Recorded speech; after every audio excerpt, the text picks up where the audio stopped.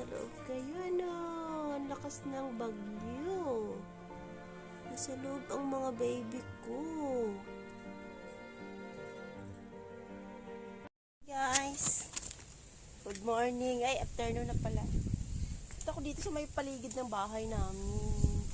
Kasi ang lakas ng hangin kagabi. Tingnan mo yung mga, papakita ko sa inyo guys, yung mga naputol na ay hindi naputol, natumba na mga tanim ng kamuting kahoy ng asawa ko. Lakas kaya ng hangin kagabi. Ay, Diyos ko, ang halaman ko pala guys. Naputol. Ay, naputol. Natumba. Ano ba yan? Mali-mali man ako eh. Ano ba talaga?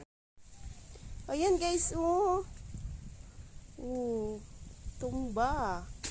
Grabe kaya yung lakas ng hangin kagabi sa may sipon. Ano po si mga halaman dito, mga tanim. Kailangan tukuran yan, Dad. Ayun. Tinapyas na lang ng asawa ko. Kasi tinapyas, sinarbis na lang. Ano yan, kain mo na? Hayaan mo lang? Kasi maliliit pa yung laman, sayang. Marami kasi siyang tanim na kamuting kahoy dito kasi wala pang mga nagpapatayo ng bahay. Kaya mag-garden muna. Ayan, may mga saluyot, sayang yung saluyot, Ayan. Kasi dito nanggaling yung ng hangin kaya super lakas kaya kagabi ng hangin. Grabe yung bagyong Ulysses. Ang daming guys. Ang daming sinirang, ang daming binaha. Ang daming sinirang mga bahay, mga kalsada sa mga ibang probinsya. At saka iikot ko kayo dito guys. Ayan, nasira yung namin tabing ba yan? Wala mo anong tawag dyan. Basta yan, pangharang namin yan sa init pag summer. Akala ko nga kagabi natanggal tong bubong namin guys sa sobrang lakas ng hangin. Hindi naman. Buti na lang hindi siya natanggal.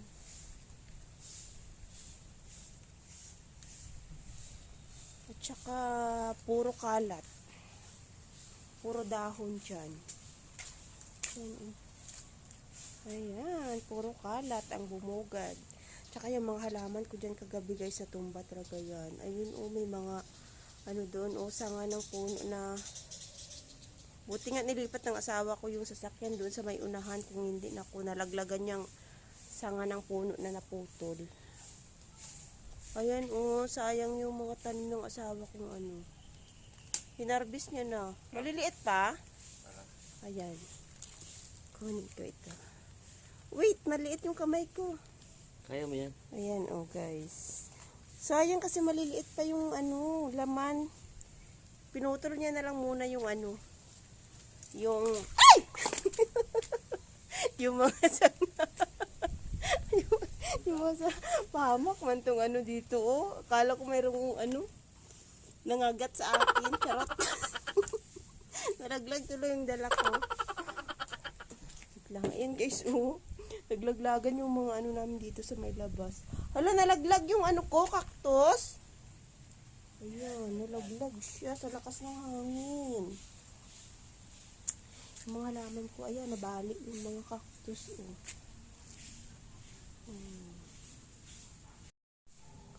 Ayan guys, tinabi ng asawa ko yung bike ng anak kasi baka matumba ng hangin kagabi. Kaya tinali dito. Ayan, nakatali talaga siya. Tapos ito guys, ginugulay kasi namin to mga Bisaya.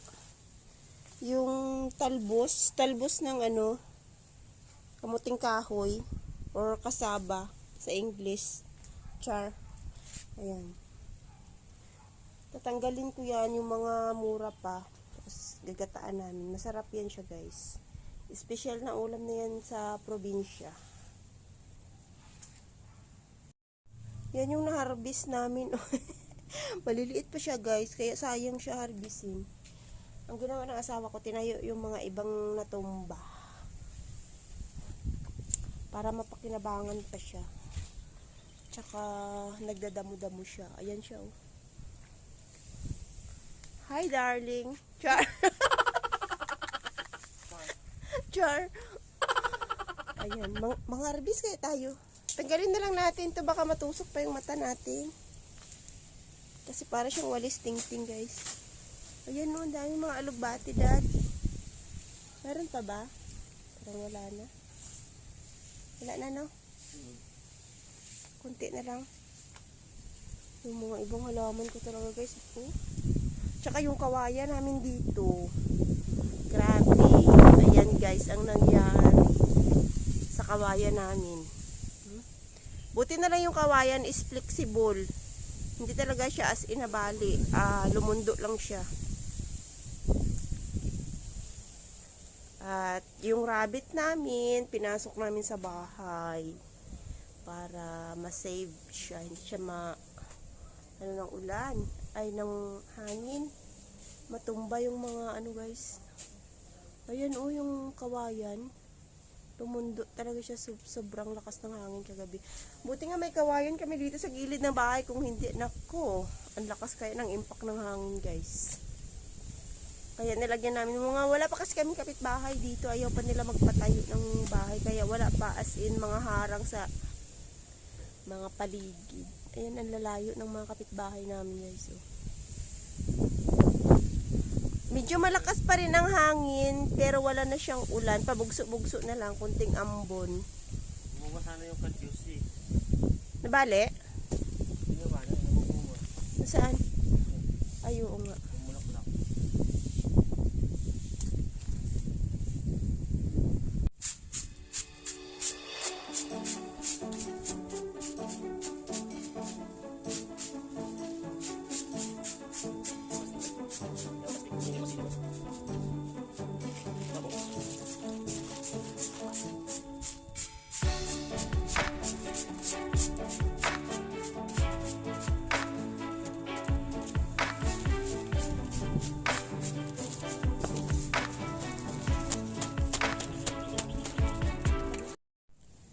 Guys, mag-harvest ako ng sili.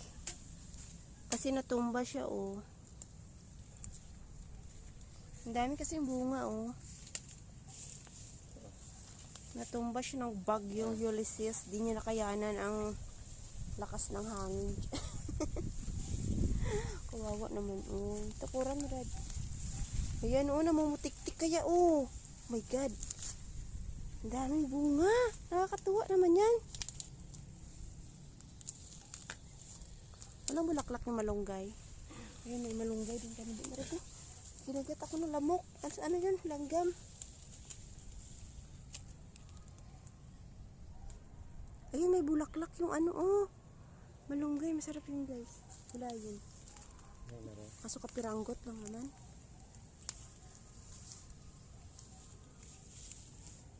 Ayan, may puno kami ng passion fruit dyan, oh. Kaso hindi naman namumunga, eh. Mayroong nalaglag isang bunga doon kaso hilaw pa, sayang.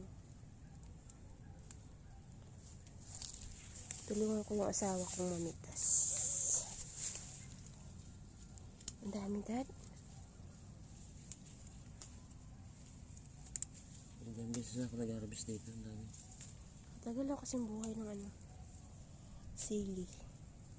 Maabot siya ng Ayan, guys, oh, sayang yung natumba siya. Kamuting kahoy. Wala, malaki na yung tanim ng passion fruit, oh. Ayan, may tanim din na passion fruit. Dragon. Ay, dragon fruit pala. Magkatunog kasi. Pero may tanim din kami passion fruit. Guys. Ayan. Ang puno niya. Ayun. As in, natumba talaga siya ng bagyong Ulysses. Hindi siya, nakaligtas siya nung bagyong Rolly. Ngayon, hindi nakaligtas yung mga puno ng kamuting kahoy sa bagyong Ulysses, guys. Sobrang lakas talaga kagabi. Wala na. Pinutol na lang ng asawa ko yung kawayan. Pati yung passion fruit. Bye-bye. Kasi lumundo na talaga yung kawayan. Baka lumakas pa ulit yung ulan kasi kaya nag-uulan pa din siya, guys. Baka lumakas pa ulit yung bagyo. Ayan, pinagpuputol niya na lang. At nakapaglinis na rin ako dito, guys. Dito sa side na to. Ayan, pinutol ko yung mga dyan. Damo-damo dyan sa mga gilid-gilids. Ayan. Medyo maliwalas na siya tingnan. Walang pasok yung salon ngayon at saka tinalian na lang ng asawa ko yan kasi lumundo din yan. Alaman na yun. At saka hindi kami nagbukas ng salon guys kasi walang kuryente. Brown out. Ayun yung namuputik-tik guys sa bunga yung sili. Sugat. Sayang yung passion fruit. Oo. Bakit? Hindi. Masage? Nabalatan. Sige ako dito oh. Ba yan? Dandahan lang. Sugat. Dandahan lang. Sige. So, ayan. Ayan na. Malapit na matapos. Naulan na naman guys. Uy!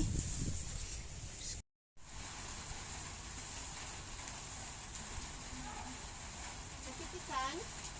Napitikan? Napitikan ng kawayan? Yung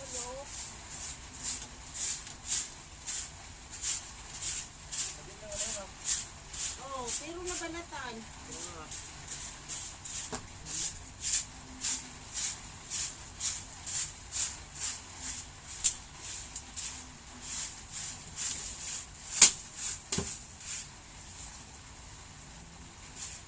Hindi na nakalago ang isilid dito. Dito. Hindi nga. Hindi naman.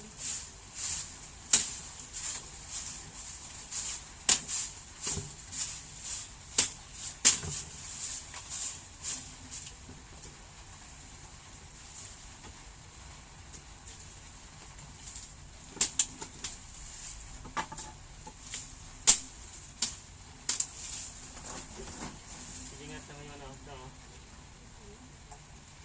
Dragon fruit.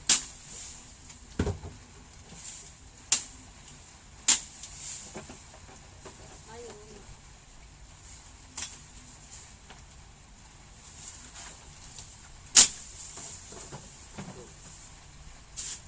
Putot.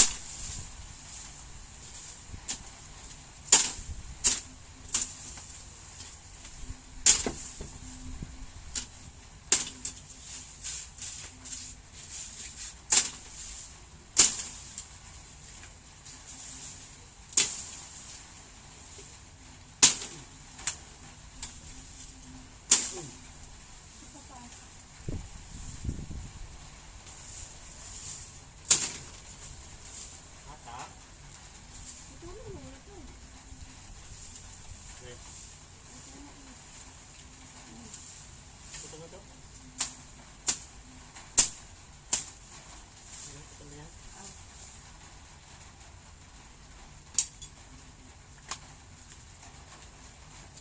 Binagit na lang, maliwanag. Bawasan ko pa yan. Isa.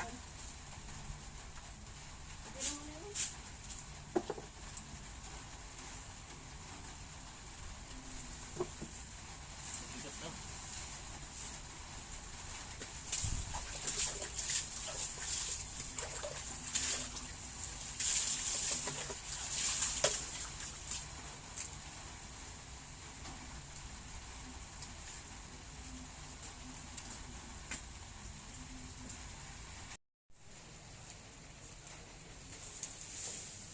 Pinutol na lang yung passion fruit pero mayroon pa naman kaming isa doon guys. Oh. Isang puno. Sayang kayong passion fruit kasi hindi man namumunga. Ang ganda ng malunggay yung ang taba ng dahon. Grabe yung kapit ng passion fruit, ang tibay.